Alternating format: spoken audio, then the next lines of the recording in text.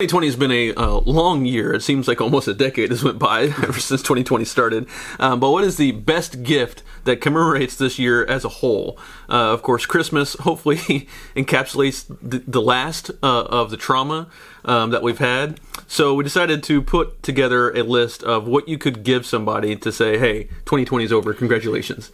And we don't expect you guys to give gifts that commemorate 2020 because it's mostly something you want to forget. So apologize for our satirical approach to this, but we really want to give gifts that commemorate 2020. My number 3 is what a lot of people already have, but I think it kind of puts the whole thing in a nice present, and that's a personalized mask.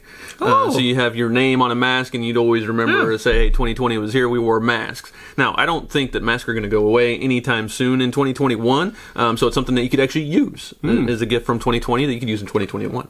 I thought about an actual gift like a Peloton, but no, I decided for my number 3, I would do an autographed frame picture of Dr. Fauci.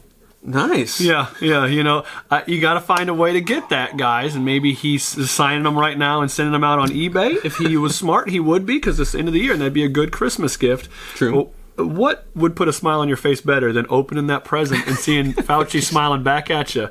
And it says, hey, Jonesy, 2020 forever, Fauci. That's true. The personalized messages, I mean, I imagine Fauci's got a creative side, right? So, I mean, he could come up with some creative stuff. Yeah, he'll be on Dancing with the Stars if he's not already. I don't know. Pop, lock, and drop it, Dr. Fauci.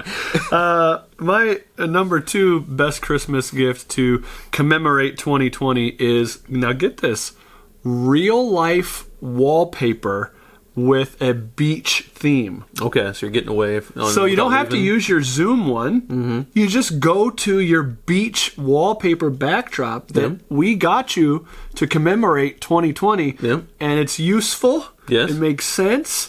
And people might actually think you're at the beach because it's not a green screen. Your head's not flying in and out of being in focus.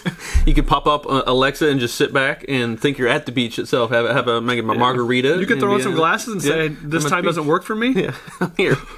I like that. I mean, it's practical. It's practical. We'll say that. It's practical, like yours is. It's practical. My number 2 is also very practical, and that's toilet paper.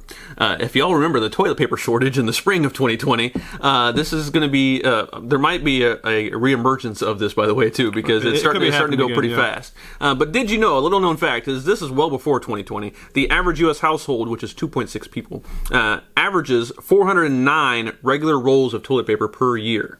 That's in a house. That's 400. So the average person uses well over 120 toilet paper rolls a year.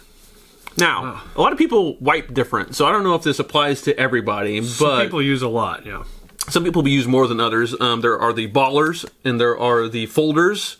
We've kind of talked about this before. One of you on one of the very first episodes of Dad's Rank Things. Are you a baller or are you a folder? I've done both.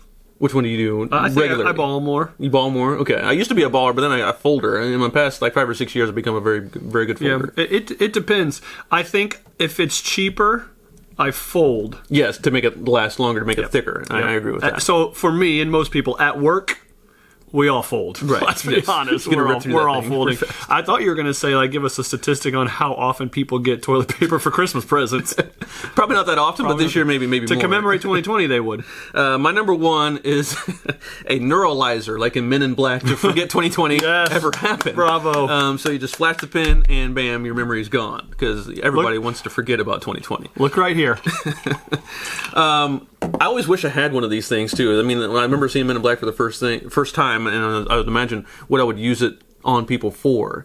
Of course, most people get blackout drunk and they forget anyways, but if you have something bad happen, if you're with somebody, you say something bad as a mistake, you can just wipe it out. Did you have to look up what that was called? A Neuralizer? No, I didn't remember. You just remembered? Yeah, from Men in Black. That's pretty impressive. Yeah. I haven't been wiped with a Neuralizer, so I remember that. Maybe I have been. Yeah, that's a really good one. Just like 2020 didn't exist. That would commemorate it pretty damn well. My number 1 is for, once again, these are commemorative gifts to remember 2020. Mine is a Murder Hornets Were a Hoax graphic tee. I'm glad that would be the only hoax in 2020. Murder Hornets, I just saw that they popped. remember that? They found nests actually just probably 2 weeks ago. They found 2 possible nests for murder hornets. And are they in like Washington? Yeah, still? Washington, Oregon. Yeah, that's okay. Yeah, so it hasn't made the way to the Midwest quite yet. That was one thing that 2020 didn't need. I guess one more thing 2020 didn't need was murder hornets. The next thing was the monoliths, of course, which might be the hoax in itself. Right. There were several different things that happened in 2020 that kind of made you think, like, wait a minute. But so, like, if we tag on like the most recent murder hornet nests to the ones they found in February or what? Not February, like March, March, April, yeah. There was like 3 nests that existed. Come on. It was a hoax. I'd still never want to run into a murder hornet. It puts a fear in you. I'll get you the T-shirt.